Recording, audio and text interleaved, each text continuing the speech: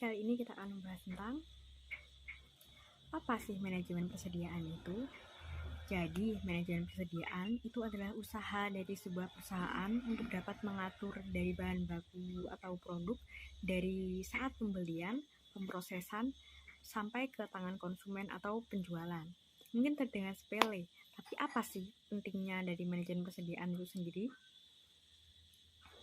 Misalnya nih, ketika sebuah perusahaan ingin membeli sesuatu,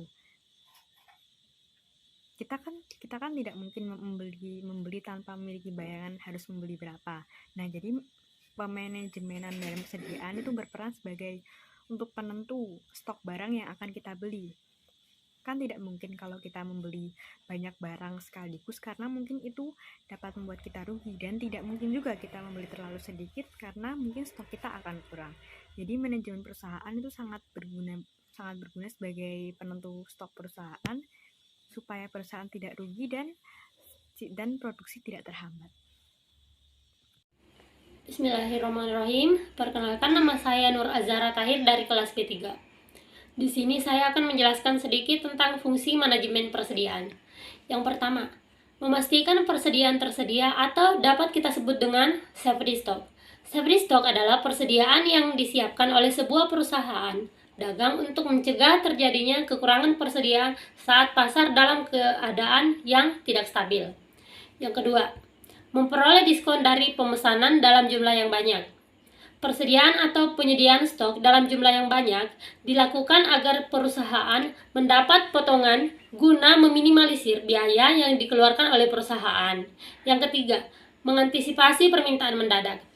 Yang keempat, menjaga jumlah persediaan yang hanya tersedia musiman, di mana sewaktu-waktu ketika bahan yang dibutuhkan sedang tidak musim, perusahaan masih memiliki persediaan barang tersebut.